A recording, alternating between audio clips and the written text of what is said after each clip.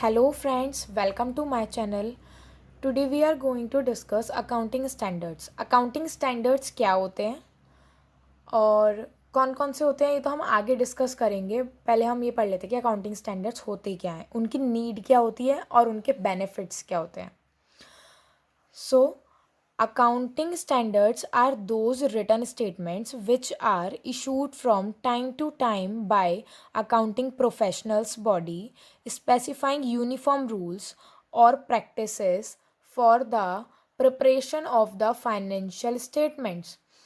Accounting standards वो written statement हैं जो कि इशू होते हैं time to time by professional bodies. जैसे अकाउंटिंग स्टैंडर्ड बोर्ड ICAI जो है वो अकाउंटिंग स्टैंडर्ड AS जो होता है वो इशू करता है और फिर सारी कंपनीज उसको फॉलो करती हैं अपनी कंपनी को आगे ग्रो करने के लिए.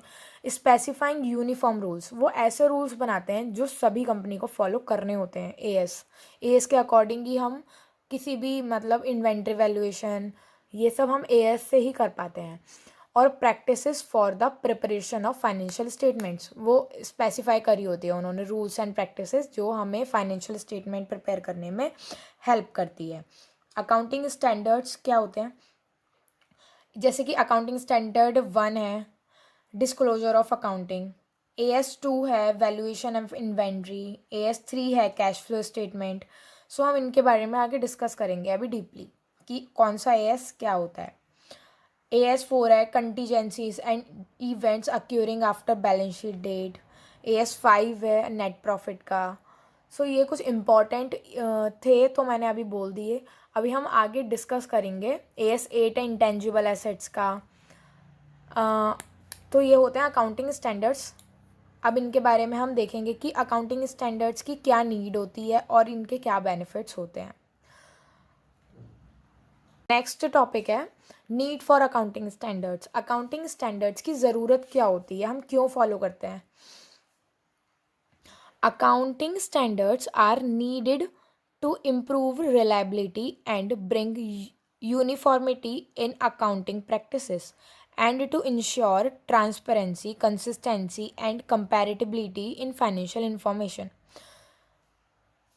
अकाउंटिंग स्टैंडर्ड्स जो ज़रूरत होती है वो रिलायबिलिटी इम्प्रूव करने के लिए होती है कि हमारे जितने भी स्टेटमेंट जितने भी हमारे ट्रांजैक्शंस हों वो रिलायबल हों, कि हाँ इस कंपनी ने हमारे लिए कुछ भी हमने करवाया है अगर तो वो रिलायबल है.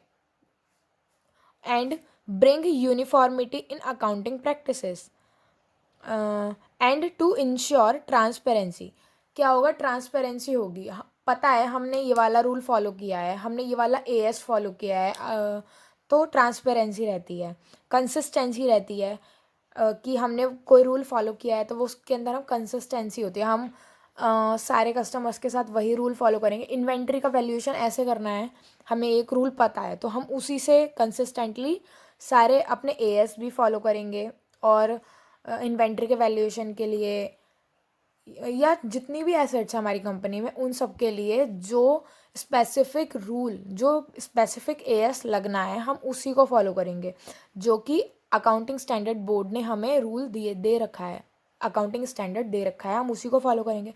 तो उससे क्या रहेगा, कंसिस्टेंसी रहेगी. अगर AS नहीं होंगे तो अब तो कोई भी रूल अपना लेगा और कोई भी स्टैंडर्ड अपना बना लेगा एंड देन अपनी अकाउंटिंग कर लेगा. तो उससे क्या रहेगा, कंसिस्टेंसी की तो बात ही नहीं आती, बल्कि ट्रांसपेरेंसी भी नहीं रहेगी, कुछ रिलायबिलिटी नहीं रहेगी. इसलिए अकाउंटिंग स्टैंडर्ड्स होते हैं. एंड इससे क्या रहता है, कंपैरेटिबिलिटी बनी रहती है कि हमने वो रूल फॉलो करके गुडविल की वैल्यूएशन करी एक साल, दूसरे साल भी हमने गुडविल का AS लेके गुडविल की वैल्यूएशन करी, इन्वेंट्री की वैल्यूएशन करी इन्वेंट्री के अकाउंटिंग स्टैंडर्ड से. सो उसमें क्या रहेगा, हमें कंपैरेटिबिलिटी करने में हमें आसानी रहती है. फाइनेंशियल इन्फॉर्मेशन में भी कंपैरेटिबिलिटी करने में हमें आसानी होती है. सो अकाउंटिंग स्टैंडर्ड्स की बहुत नीड होती है और अपनी कंपनी को ग्रो करने के लिए. तो हम अब आगे पढ़ेंगे बेनिफिट्स ऑफ अकाउंटिंग स्टैंडर्ड्स, कि अकाउंटिंग स्टैंडर्ड्स के बेनिफिट्स क्या होते हैं. सो नेक्स्ट टॉपिक है benefits of accounting standards. Accounting standards के क्या बेनिफिट्स होते हैं. Accounting standards makes the financial statements more reliable. Accounting standards से क्या होता है, हमारे जो फाइनेंशियल स्टेटमेंट्स होते हैं वो और ज़्यादा विश्वसनीय हो जाते हैं, रिलायबल हो जाते हैं। Accounting standards help in resolving conflict of financial interest among various groups. क्या करता है, resolving conflict. Accounting standard help in resolving conflict of financial interest among various groups. जो भी है, हमने कोई एएस अपना कर अपनी अकाउंटिंग की है, तो इससे क्या होता है, जितनी भी पार्टीज़ होती हैं, जिनने भी हमारे बिजनेस से ट्रांजैक्शंस की होती है, उनका इंटरेस्ट जो होता है हमारी कंपनी में और ज़्यादा बढ़ जाता है। नेक्स्ट है, थर्ड पॉइंट है, accounting standards ensure the consistency and comparability of financial statements. Accounting standards क्या करते हैं, इंश्योर करते हैं कंसिस्टेंसी रहती है अकाउंटिंग स्टैंडर्ड से, एंड कंपैरेटिबिलिटी रहती है।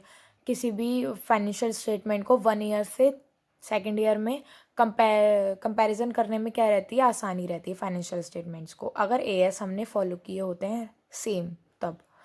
Accounting standard significantly reduce the changes of manipulations of frauds. क्या करता है, सिग्निफिकेंटली जो भी हमारे मैनिपुलेशन में जो फ्रॉड्स हो सकते हैं उनको रिड्यूस करने में अकाउंटिंग स्टैंडर्ड्स हमको हेल्प करते हैं। नोट है, accounting standards are applicable anywhere. Accounting standard को हम कहीं पे भी अप्लाई कर सकते हैं except the purely charitable organisations. जो भी चैरिटेबल ऑर्गेनाइजेशंस होते हैं, जहाँ पे हमने चैरिटी अपनी दी होती है, वहाँ पे हम अकाउंटिंग स्टैंडर्ड्स का यूज़ नहीं करते हैं। सो ये थे अकाउंटिंग स्टैंडर्ड्स के बेनिफिट्स। इसके बहुत बेनिफिट्स हैं। अकाउंटिंग स्टैंडर्ड्स से क्या होता है, रिलायबिलिटी रहती है, सारे के सारे जो हमारे कस्टमर्स होते हैं उनका इंटरेस्ट बना रहता है अकाउंटिंग स्टैंडर्ड्स से। अकाउंटिंग स्टैंडर्ड्स क्या करते हैं, कंपैरेटिबिलिटी में और कंसिस्टेंसी में हमारी हेल्प करते हैं। कंपैरेटिबिलिटी करने में हेल्प हो जाती है और कंसिस्टेंसी बनी रहती है। अकाउंटिंग स्टैंडर्ड्स क्या करते हैं, मैनिपुलेशन के जो फ्रॉड हो सकते हैं, फ्रॉड्स को क्या करती है, रिड्यूस करती है। और अकाउंटिंग स्टैंडर्ड्स कहाँ पे यूज़ नहीं होते हैं, चैरिटेबल ऑर्गेनाइजेशंस में अकाउंटिंग स्टैंडर्ड्स यूज़ नहीं किए जाते हैं, क्योंकि मॉनेटरी टर्म्स में ही देखते हैं ना हम अकाउंटिंग स्टैंडर्ड्स को। जहाँ पे मनी के रूप में हम कोई भी ट्रांजैक्शन कर रहे हैं, वहाँ पे अकाउंटिंग स्टैंडर्ड लगाया जाएगा। जहाँ पे मॉनेटरी टर्म्स में नहीं होता, चैरिटी में हम अपनी मतलब उससे कोई अकाउंटिंग स्टेटमेंट्स का कुछ वो नहीं है, हमने चैरिटी में दिया है वो, तो हम उसकी कोई स्टेटमेंट नहीं बनाएंगे। सो इसलिए हम वहाँ पे कोई एएस फॉलो नहीं करते हैं। सो ये हैं अकाउंटिंग स्टैंडर्ड्स, उनकी नीड एंड उनके बेनिफिट्स। अगर आपको वीडियो अच्छी लगी हो तो आप प्लीज़ लाइक कर दीजिएगा, शेयर एंड सब्सक्राइब कर दीजिएगा, और बेल आइकन भी प्रेस कर दीजिएगा मोर अपलोड्स के लिए। और thank you friends for watching my video.